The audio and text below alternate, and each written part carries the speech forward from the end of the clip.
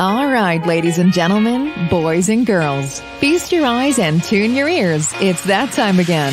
We are live with another episode of The Authority Project. It's the video podcast streamed on Facebook, YouTube, Twitter, and Periscope, where we talk to digital marketers, business coaches, and creators of all kinds on how they've built authority in their field and how you can mimic their success.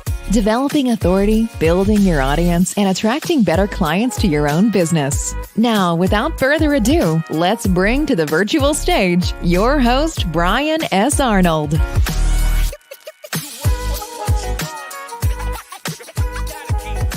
All right, we are here. We are back. We are live, ladies and gentlemen, boys and girls. And I am here with my new good friend here, Eric Dickmann. How are you doing today, sir? Hey, I'm great, Brian. Thanks very much for having me on the show today. Awesome. And for some reason, I have lost my notes for questions, so I think we're going to be winging it today. For some that's reason. Fine. We're going to be winging more it interesting that way. Exactly. So here we go. This is what happens when you're live and doing things on the fly. Yeah, very busy week, but this is what it's all about. So before we get started here, let's just ask you first who you are personally, then professionally. Oh, that's a great question. So my name is Eric Dickmann. I live down here in Orlando, Florida. I am because we're almost at 5 o'clock on the East Coast, I'm a bourbon aficionado, a coffee lover, a marketing strategist, nice, and an outdoor enthusiast. How about that? I love it. Awesome stuff. So I got a brand new question now that I'm going to introduce with you, Eric, today. So I'm going to start off like this. What is your current project? What are you working on right now? So I'm working on what so many businesses are working on right now, which is sort of trying to find their way after and through COVID. Things have changed so much, and I know it's getting to be a little bit of a tired topic with a lot of people, but the world has really changed in how people are doing business and how they're interacting with their customers, how they're interacting with their employees. Everything is different. And so I think as I look at my own business and I look at how I relate to my clients and my prospects, everything is taken on just a different tone. Awesome. So let's go back. And how far should we go back? I want to deal with your maybe your prior life when you were in the corporate space, that kind of thing, and tell us about what made you go from there to transition out of that. Maybe that's what I'm looking at. Let's start there. I always describe my career journey as being one where there were turns in the road, but it was always a one turn, right? It was never an intersection where you could say, I'm going to go this way, or this way. Doors opened up, but they were usually single paths. And so I was very fortunate. I started out in the financial services industry and over time worked my way into technology. And finally, at a company called Siebel Systems, which was really the grandfather of CRM systems. A lot of the people that worked there now work at Salesforce.com. But they were acquired about 7 years into my tenure there by Oracle, who for some reason is thinking about buying TikTok. I don't quite get that one. Yeah, I know. But I spent almost 18 years of my career there. And, it was a great experience because when you work for a really large organization like that, you have unbelievable tools and resources available to you. I got the chance to travel the world and interact with people from all over and get a chance to really see a lot of different perspectives, and certainly got to spend a lot of money on marketing because those places have big budgets. But you're also a sort of a cog in a big machine. You don't have the influence that you would at a smaller organization. And so I think during my time there, although I loved it, it began to wear on me after a while. And I thought, what else can I do in my career where I can really impact people in a more meaningful way, that I can sort of live my values a little bit more and be able to help people in their journeys and really see the results of those efforts. And so I decided at that point that I wanted to do something else and start my own company. And that's when the plans at least were laid to start my current consulting company, which is called the 5 Echelon Group. I love it. So I got a couple of questions in that in that space of what you were saying just now. I think the first one, if I get it to right, your values. Explain, because I have a person coming in tomorrow, Brant Menswar. He's going to be talking about that in his new book. So I'm really am curious about what you're saying your values are, because I think that people in there's two questions there, but talk about that first. The values. What are your values?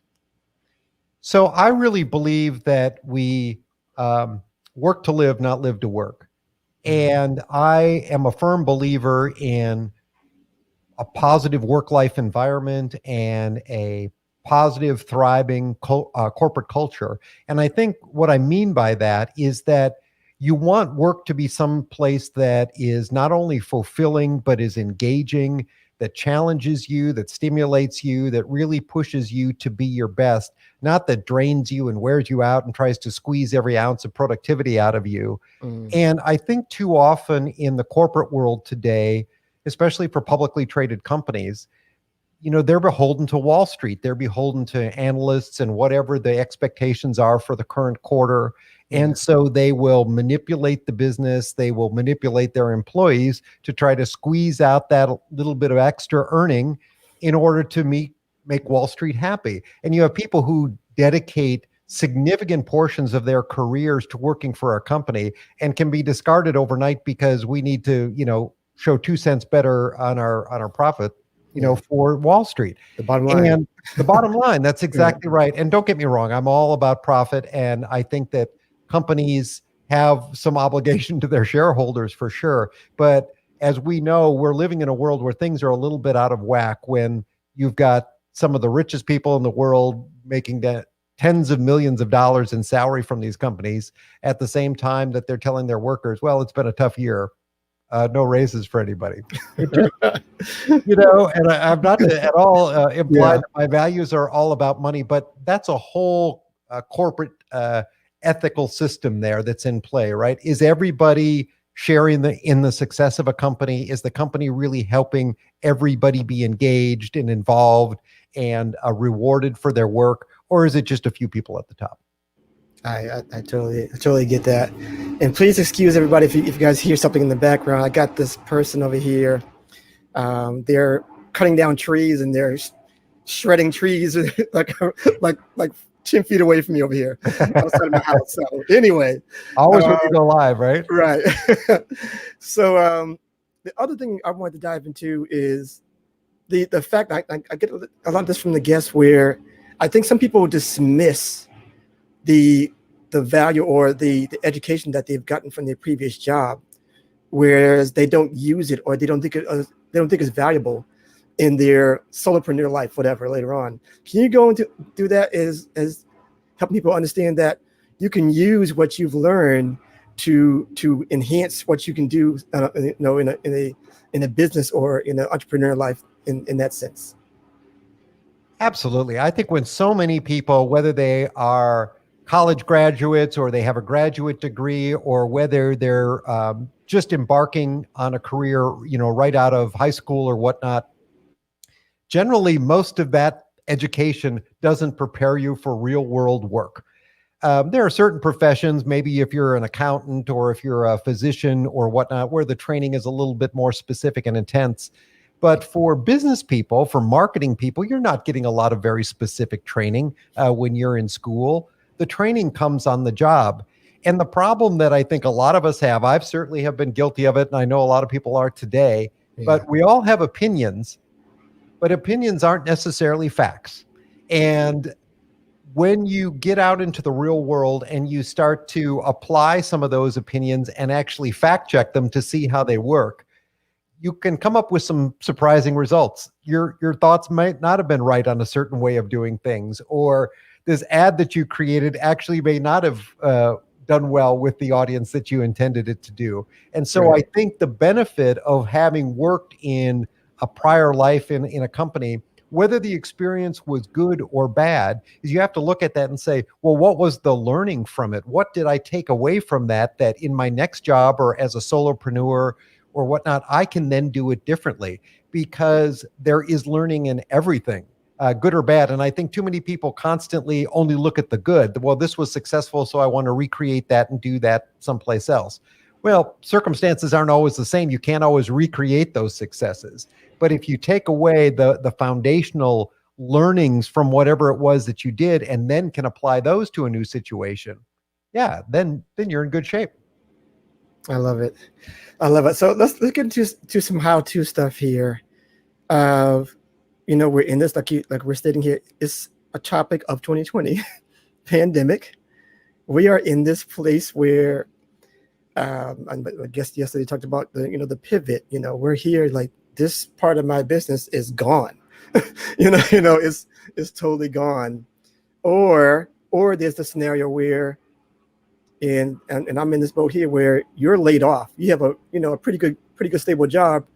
You're laid off, and darn well that you're not going to get the same kind of job somewhere else. You're lucky to get to that point. So can you talk about maybe like the transition of maybe still trying to get a job and still trying to work in this idea of owning your own business at the same time? It's kind of a two-part question there of how to work that out. Things are incredibly difficult for a lot of people, and I have a great deal of empathy for what people are going through right now, because with so much uncertainty, it's led to a situation where a lot of companies just don't know what the right move is. We certainly I saw today that Amazon Home Depot and Lowe's and Target, I think they all reported earnings within the last 2 days, and they had blockbuster quarters. Oh. And they've been hiring people because they've adapted their business model. You've got places like Home Depot and Lowe's where now people, because they're spending more time at home, now they're going to home improvement stores and fixing up the house because they're looking at it so much and doing all those kinds of projects. Right. And Target, people have been buying things online and having them delivered at the curb. But the point is that all of these have been changes because of this environment that we're in now, and that has created a surge of jobs and opportunities at companies like that. Well, but that all came from someplace else, right? So there are all these other businesses now that have shrunk because they were closed during the COVID-19 lockdowns, and nobody was coming to those businesses. And so they laid off people, and those jobs may or may not be coming back. People's habits are starting to change. Yeah. So I think when you look at that and you say, well, maybe the next career that I get is not going to be the same career that I had before, but it's going to provide some income. It's going to provide some benefits. And then I can go in and I can work on that side hustle. I can begin to build whatever it is that you maybe find passion in, or that really excites you. I think you can do both. I think the key is to make a plan. Okay. Where do you want to be, and how do you want to take steps today to enable that to happen? So if steps today mean going out, getting a job that's going to put money in your pocket and then hopefully in a savings account that then you can use to start that new business, then that's a plan that is going to move you towards your ultimate goal. I would never want anybody to look and say, hey, I've got to switch careers. I've got to take a job now. It's not ultimately what I want to do. And so therefore, this is awful. You've got to sort of frame it in, it's a step along the way. It's something that I have to do now. I love it. And I want to dive into that because I know this is something that I hope you want to get into, is just strategy, right? What do you think is the right strategy? If you're talking to a person who wants to dive into, building something of their very own, where should they start as far as the strategy? Should they be looking in what can happen in the next, I'm just going to say, most people will say like 90 days. I'm not sure that's not what I would say, but somehow that 90-day picture is what everybody is pointing to right now. What do you say to that? I think that when you are going off on your own, one of the biggest mistakes that people have made, and I certainly have been guilty of this as well, is that we like to focus in on the things that we're most comfortable with. So if you want to be a solopreneur, you build your website, you order your business cards, you start to, decorate your new home office and buy some new gear and that new printer that you always wanted, or that laptop. You start to invest in all that thing, but none of that is earning you any money. Exactly. And you talked about that 90 days. And some of the people that I've seen be most successful as they start their own businesses are the ones that said, okay, whatever, we're just going to, I'm going to work on the kitchen table, on a notepad and on an old rickety machine, because I want to sign up my first client in the first, 60, 90 days and start having that income stream coming in. That other stuff can happen over time, but I want to start getting that income in right away. And that is one thing that I would strongly encourage people to look at as they build out their plans and they start to think about what they want to do. What can you do early on to start getting income? And sort of as a second tier to that, especially if you've had a job, maybe in the corporate world, something where you've had a really nice salary, you've had nice benefits. I think that there's often a temptation to say, well, I can't do that. That doesn't pay me enough. And especially when you're starting out, well, let's see, there's no pay and there's maybe not as much as you want. Right. So maybe you take the not as much as you want because it'll help you sort of get the wheels of momentum going in your own business. It'll help you build some references, some credentials. And yeah, it's not something that you want to stay at for very long because you have to value your work at what it is truly worth if you've got the experience. Yeah. But zero or something better than zero. Right. And I think too many people pass because they say it's not worth my time. And there can be jobs in my mind that aren't worth your time because you will spend so much time doing them that you won't have any time to really build something that is truly going to benefit you in the long term. But those are, you just have to balance it. Yeah, absolutely. Wow, that's good stuff there. Now, I think let's go to the step where you're in this space where you have something to offer, right? And the point now is, and what a lot of businesses are always struggle with, or it's just very hard, is the promotion piece. How do you promote these things? How do you get yourself out there outside of the noise of everyone else, especially right now? There's a lot of people just, hey, I can do this too. Let me just build a business. Everybody's trying to build a business now. Hey, this is the time. Let's do it. How do you stand out? How do you make yourself unique? How do you make yourself, try to be that authority in the space, or try to get to that point where people see you, so that you're, that you can get those revenue, get those clients. That's a long podcast episode right there to really go into a lot of details. But let me take a shot at giving you sort of a summary. I think number one is you have to know who your target customer is. So too often what I see businesses doing is they cast a wide net. They say, well, everybody's a potential customer. Well, no, everybody is not a potential customer, and you don't have the money to market to everybody. So you've got to figure out who is your most likely customer to buy and start to build your plans around that. And then you have to understand, well, what is their problem? What is their pain point? What is going to make them be in the market for your product or service? Because if you think about a Google search, you put into Google something that you're looking to find, right? And chances, if you're looking to find something, you're looking to find a solution to a problem that you have. If you're a buyer of something and you're searching for something, you're looking for a solution to a problem you have. So make sure you understand what problem you're solving, and make sure it's a real problem that customers are having, not a problem that you've invented because it makes your product really look good or your service really look good, but it's a real problem that people are having.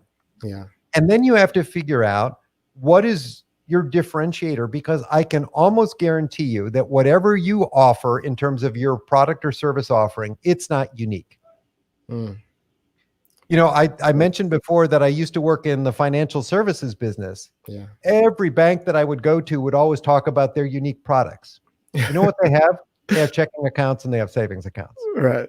They may call them something different, but they're checking accounts and savings accounts, and you can go to any bank and you can get the same thing. Right. But they would be convinced that theirs was somehow truly unique because it had, a different checkbook cover or something. I don't know. But you have to figure out what really makes your product unique. And if what makes your product unique is that it's cheaper, that's worrisome, right? Because then you're just competing on price. Right. And if what you really have is a long list of great features and benefits, or features that I mean, that you really believe truly differentiate your product. You got to be careful with that too, because too often what happens is people get caught up in all the things they do or can offer, and really it ends up not being that differentiated at all. Yeah, exactly. I think that I want to dive into more of what we were talking about earlier before we got on the show, is that people spending, and we delve about this a little bit, this spending too much time with busy work and not doing anything productive. They're not building anything, which is like the basis of this particular podcast, of building something where you can have your authority platform, where you can say, this is my platform, I built this. And they're not building anything.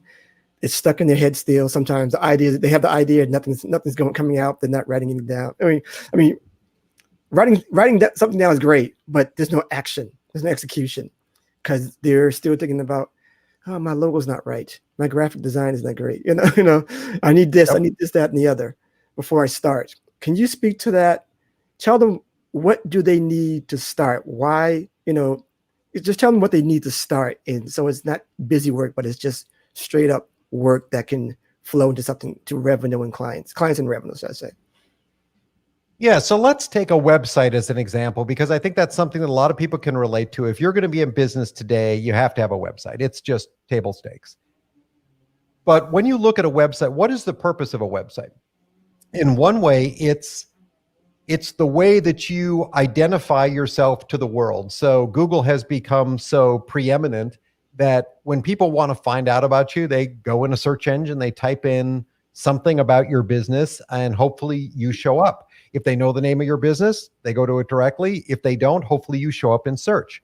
Yeah. So the idea of your website has to be, number one, what can I do to make it easier for people to find in search?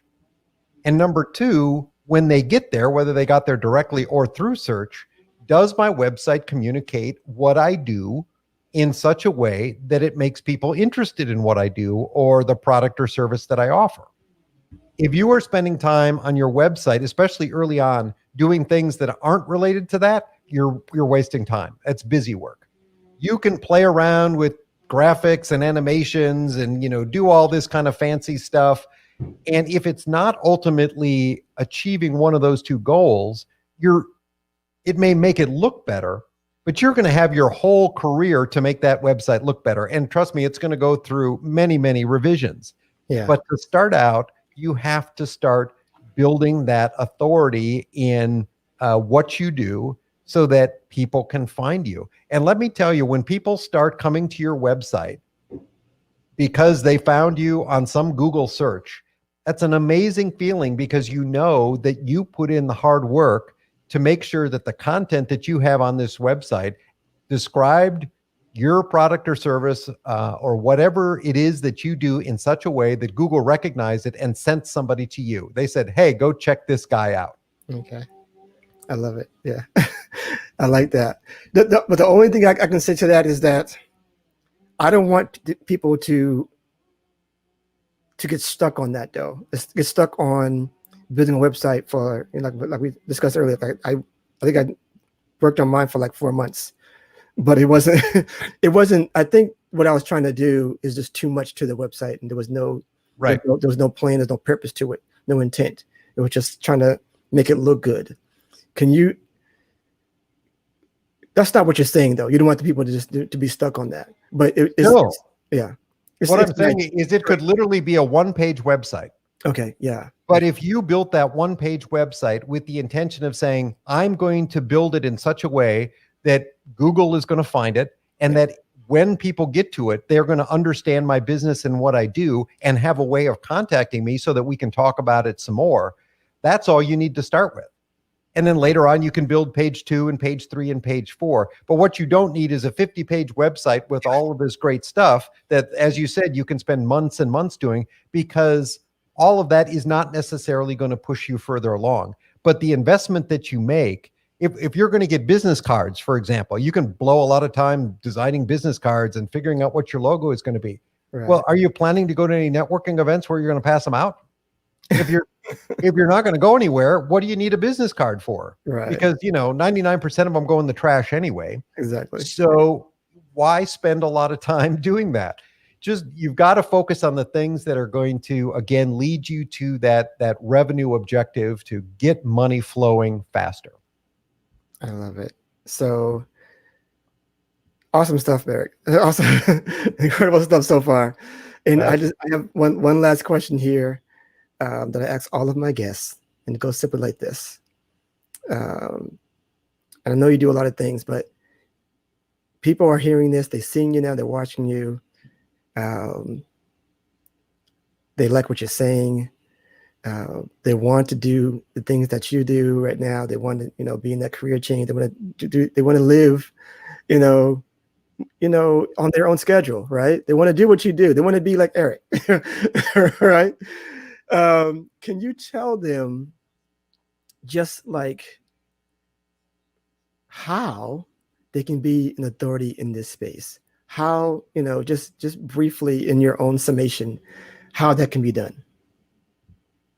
I think to be an authority in any space, you have to put yourself out there. You have to be willing to have a conversation like we're having today. Yeah. You have to engage with your peers. You have to be willing to take a stand. You can't just repeat what everybody else is saying. You have to be willing to bring something original, something unique, something that people can look at and say, yeah, this guy's got a point of view on something. Yeah. And I think if you can share a message consistently, and whether that's through LinkedIn or whether it's through Twitter or YouTube or blogging or podcasting or all of the above, even better. But if you can consistently put yourself out there and consistently speak about topics that you truly do have some knowledge of, some authority in, over time, your reputation will build and you will have authority in that space. But you can't do it by just repeating what other people have already said. You have to be able to come in and say, I'm going to take a position on this. I'm going to take a stand. Be willing to be a little controversial at times. Yeah. I love it. I love it, man. Awesome stuff, man. Eric, incredible stuff, man. Incredible content. You took this topic that I just kind of like put together here for you. It really knocked it out of the park. Hey, well, thanks. I love having conversations like this, Brian. Really appreciate it. And can you just let people know where to find you and connect with you further after the show? Yeah, absolutely. So the easiest one is to just go to my website, which he's got on the screen there, ericdickmann.com. That's 2 N's at the end, ericdickmann.com. From there, it'll take you to all my other social media places, but I'm on LinkedIn and I'm on Twitter as well at @eDickmann, again with double N's. Awesome. I appreciate it. Thank you so much for coming through. And what do I got to say here? We're still doing the 8-week product giveaway here. You can go to theauthorityleader.com and sign up. We are in transition here. So we're going to add something else new this week. Somebody just won an AirPod today. At the officially reply, we announced it about 3 days ago and the person didn't reply. So we had to do it again. And the person replied, David Hopper, congratulations to winning the AirPods. So we got another one here coming up tonight. I'll put that through. I think we're doing a Samsung portable microphone, which is on the go when you're able to go. Maybe not this year, but maybe next year. So you can do that, or you can text "We Are Live" at 44222 to jump on the email list for us, and we'll get you set up for the next giveaway. All right. With that said, any final words at all before we get out of here, Eric? Hey, it's almost 5 o'clock, so sometime we'll have to have that conversation about good bourbon. Oh, yeah, absolutely. I love that. All right. That is a wrap for this episode of the Authority Project. Remember, you're the project, and we want to slap authority to your name so you can sell more of what you're great at. Remember, if you build it and share it, they will come. And that's a wrap for this Authority Project episode. See you on the next one.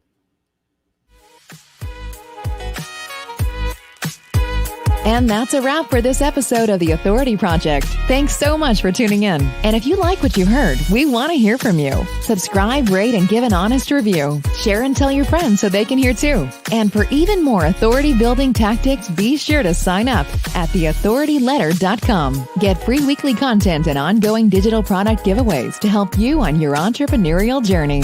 We certainly hope you got a key takeaway, or maybe an aha moment from today's broadcast. Just remember, it's your authority. Build it, share it, and they will come. Until next time.